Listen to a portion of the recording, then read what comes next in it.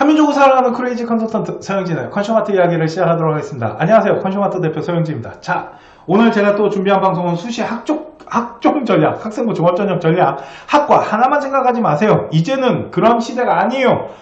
바뀌었습니다. 입시도 트렌드라는 게 있는데요. 그 트렌드가 바뀌었기 때문에 학과 이제 어떤 식으로 구성을 했으면 좋겠는지, 고등학교 1학년, 2학년 중점으로 3학년 라인 어떻게 구성하면 좋은지 이 부분에 대해서 좀 보도록 하겠습니다. 출발!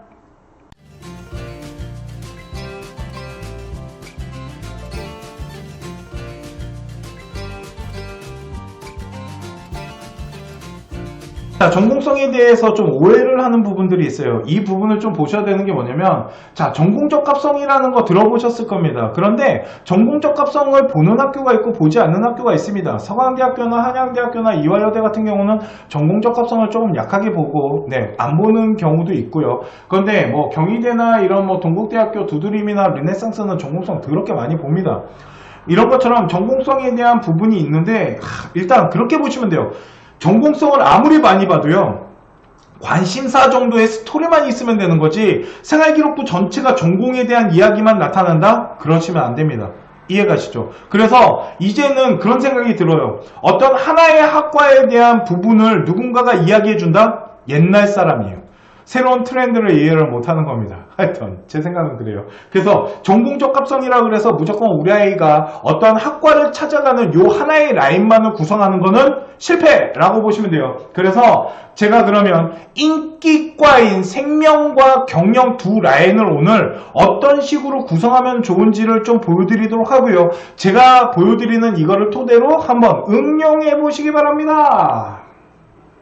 자, 생명공학과를 만약 우리 아이가 관심을 갖고 간다라고 칠게요. 자, 그러면 생명공학과에서 가장 큰 키워드는 뭡니까? 생명입니다. 그죠?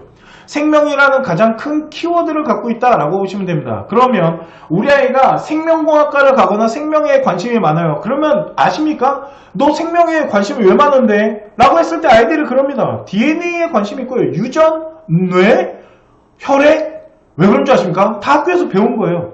그냥 학교에서 배운 게 그거밖에 없다 보니까 이거에 대해서 우리 아이가 생활기록부를 작성하기 시작합니다. 그래서 생명공학 가는 아이들이 무슨 얘기를 하겠어요? 뭐 DNA 연구했어요, 유전했어요, 뇌하수체에 대해서 했어요, 이런 거에 대해서 뭘 찾아봤어요. 그러니까 생활기록부를 보면은 뭐 진로에도 다 생명 써져 있고, 동아리에도 생명 써져 있고, 심지어는 국어 세특에도 생명 써져 있고, 세상에 이런 아이가 어디 있습니까? 그렇게 하는 게 아닌 겁니다.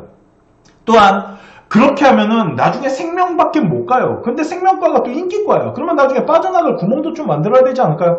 그렇기 때문에 이제는 아이의 관심사를 하나 정도를 정하는 겁니다. 예를 들어서 우리 아이가 생명에서 관심 있는 게 바로 유전이에요. 그러면 유전은 3년 내내 좋아하는 라인인 겁니다. 이해가시죠? 그렇게 라인이 구성됐어요. 자, 그러면 생명공학과를 가더라도 더 다양한 지식을 갖고 무엇인가 찾아보고 연구하는 이런 것이 생활기록부 안에 곳곳에 배정된다라면 대학이 더 좋아하지 않을까요? 첫 번째, 동물자원.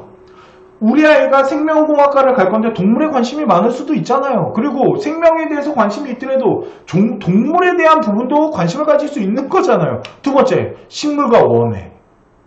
그러니까 동물이나 식물이나 이 생명공학과, 그런데 우리 아이가 지금 메인이 뭐였어요? 유전이에요.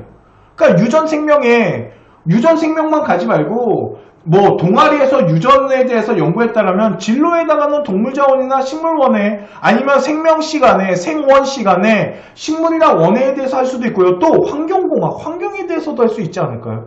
그잖아요. 왜 그러냐면 결국은 인간과 관련되어 있기 때문에 인간과 관련된 어떤 환경에 미치는 영향, 뭐 미세먼지 같은 거, 이런 거에 관련된 뭐 자료를 분석하거나 책을 찾아보거나. 자, 그러면 또 하나 식품공학과 영양, 식품영양과 식품공학, 또 하나는 생명공학이 인기과야. 근데 우리 아이가 점수가 모자라. 그럼 보세요. 식품공학과, 환경은 이제 인기과기 때문에 좀 그렇고, 식물원예 아시죠? 원예 쪽이 좀 낮은 거. 동물자원, 학과가 몇 개 없어, 대학이 몇 개 없어서 그렇지 생명공학보다 훨씬 약해요. 빠져나갈 구멍도 생기죠.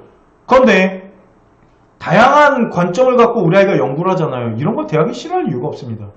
무슨 말인지 아시겠죠? 그러니까 생명에 대한 유전과 DNA 이런 학문적인 것만 가는 게 아니라는 거죠. 거기서 파생되는 것들을 더 넓게 보고 더 다양하게 가져갈 필요가 있어요. 그렇다고 해서 이렇게 네 개를 다 하라는 얘기도 아닙니다. 환경에는 별로 관심이 없어요. 그래서 전 저 환경은 안 할래요. 빼시면 됩니다. 아, 전 동물 너무 싫어요. 어우, 나 털 알레르기 있어요. 빼시면 됩니다. 대신 좀 하나의 큰 키워드와 파생되는 여러 가지의 구체성을 좀 더 찾아나가면서 방향성을 잡는 것도 방법이고요. 예를 들어서 만약 생명을 하는데 우리 아이가 생명윤리와 관련된 어떤 사상가 책들을 봤어요. 철학? 근데 우리 아이가 만약에 생륜을 배웠어요. 그래서 철학자에도 관심 많은가 봐요. 그러면 생명공학과 가는 아이가 사상가를 통한 어떤 사상의 정의와 철학자들을 연구했대요. 왜 그게 안 됩니까? 그래서 하버마스의 우생학 같은 거를 통해 어떤 유전에 대해서 연구하는 데 있어서 상업적인 건 반대하지만 어떤 치료를 목적으로 한다면 나도 찬성할 수 있는 나만의 정의가 형성될 수도 있잖아요. 이런 부분들도 있다라는 겁니다. 이해가시죠? 그러니까 이런 것들을 활용하는 게 되게 중요하다. 그러니까 하나의 라인에서 하나를 가지고 뭔가를 그거와 파생된 걸 찾으려고 하지 마시라는 거예요. 더 다양하게 더 넓게 더 큰 가지를 쳐줘가 이제 큰 가지를 쳐야겠죠. 자, 두 번째. 요번에 경영을 한번 볼게요. 경영학과. 자, 경영학과의 키워드는 경영입니다. 그죠? 그런데 그거 아십니까? 경영이 되게 여러 길이 있는 겁니다. 기업을 운영할 수도 있고요. 마케팅에 관심이 있을 수도 있고요. 난 CEO가 되거나 아니면 전체적인 거시적인 산업구조를 좀 보아서 나는 사회적 기업이나 어떤 산업구조에 대해서 연구하고 싶어요. 펀드 매니저가 되고 싶어요. 창업을 하고 싶습니다. 되게 여러 가지가 있을 거라는 거죠. 그렇기 때문에 학문적인 부분만을 가지고 하실 필요가 없어요. 그러면 내가 경영학과를 가는 이유가 CEO가 되고 싶어서인지 마케팅인지 산업구조인지 이런 거에 대한 방향성을 갖고 그거에 파생되는 더 다양한 것들을 찾아낼 수도 있어야겠죠. 또 하나는 이겁니다. 자, 보세요. 경영학과를 가고자 하는 아이인데요. 생활기록부 안에 어떠한 산업경제, 4차 산업혁명으로 인해서 미래 산업에 바뀔 경제들, 아니면은 모의 투자를 통해서 어떠한 주식회사에 대한 개념이나 아니면 어떠한 무역에 대한 경제, 이런 것도 관심을 가질 수 있는 거고, 통계 데이터를 분석하는 능력들, 이런 것들도 필요할 거고요. 4차 산업혁명에서 빅데이터랑 경영이랑 엮어가지고 어떤 인적 자원이나 물류 시스템 같은 것들을 연구할 수도 있을 거고요. 국제 통상도 가능하지 않을까요? 왜? 국제 사회를 바라볼 줄도 알아야 되잖아요. 그러니까 경영이라 그래서 어떤 경영과 관련된 책만 읽을 필요도 없어요. 아마추어인 거예요. 이해가시죠? 그러니까 어떤 데이터와 빅데이터에 관련된 책들, 거기다가 어문계열이라면 경영학과 갈 때 영어 중요하잖아요. 그죠? 제2외국어도 중요하지 않을까요? 그러면 제2외국어와 관련된 어떠한 나라에 대해서, 만약 우리 아이가 중국어를 제2외국어로 들었어요. 그러면 중국 경제에 대해서도 볼 수 있는 거 아니에요? 왜? 경영인데 그걸 봐야 되나요? 뭐가 어때서? 이해가시죠? 그렇기 때문에 좀 다양한 방향, 국제통상은 국제통상학과가 가는 길 아닌가요? 아닙니다. 국제사회를 바라보고 국제를 보는 이런 거에 경영하는 아이가 할 수 있는 거 아닐까요? 이해가십니까? 그러면 경영과랑 경제학과는 라인이 다르겠네요. 예전에는 다르다고 말해줬어요. 제가 경영은 경영이고 경제는 경제입니다. 이제는 그렇게 하지 않습니다. 대신 중요한 게 하나 있습니다. 만일 관심과 다양성을 조화롭게 가는 게 되게 중요해요. 경영과 경제는 나눌 필요는 없어요. 대신 나눠야 되는 시점이 있어요. 그게 언제냐면 고등학교 3학년 마무리 질 때인데, 다양한 활동에 참여하고 그거에 관련된 연구를 했으면 좋겠어요. 사회가 됐건 어떤 과학, 인문, 예술문화, 사상, 4차 산업혁명 등등, 컴퓨터, 우리 아이는 문과인데 컴퓨터를 해야 되나요? 뭔 상관이에요? 해도 좋습니다. 4차 산업혁명과 코딩에 대한 부분을 문과아이가 했대요. 얼마나 좋아요. 융합형 인재인가 보죠. 만약 우리 아이가 문과예요. 그러면 과학을 할 필요가 있나요? 저는 했으면 좋겠어요. 대신 깊이가 깊지 않은 거죠. 이해가십니까? 그래서 예비고 1학년, 고등학교 1학년 때는 솔직히 좀 다양성을 추구하면서 2학년 때 조금 이 폭을 줄였으면 좋겠다. 이해가시죠?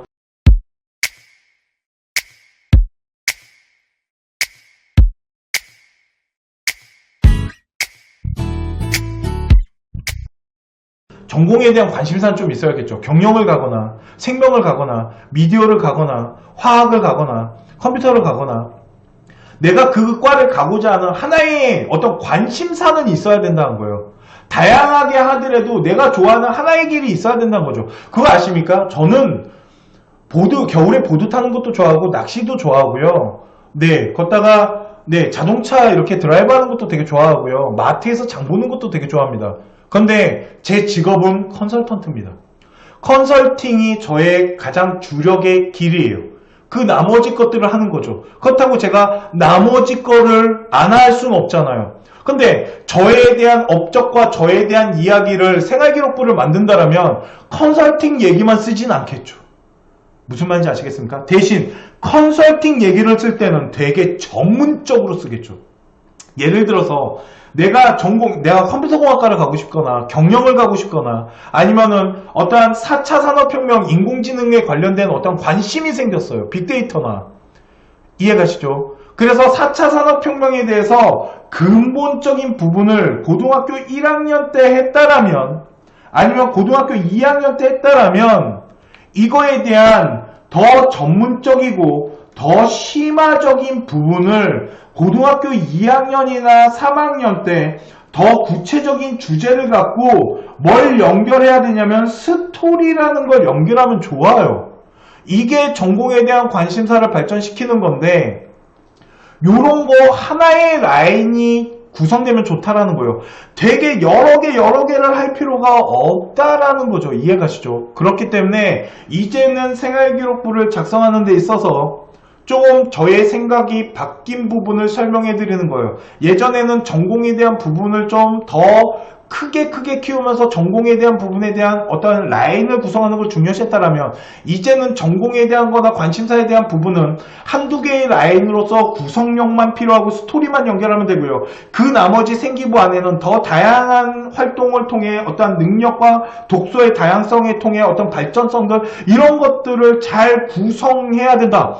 그러면 이 구성해야 되는 부분들이 진로에는 무엇이 들어가야 되며 동아리에서 어떻게 잡아야 되고 자율활동엔 어떻게 하고 세특에 어떻게 이런 것들을 활용할 건지를 계획 세우는 게 되게 중요한 거겠죠. 이해가십니까? 여기까지가 제가 준비한 하나의 라인이 아닌 이제 다양한 하나의 학과만 생각해서 준비하지 마시고요. 하나의 학과에 관심사가 있다면 더 다양한 구성을 통해 계획을 세우는 게 중요하다는 걸 말씀을 드리고 싶었습니다.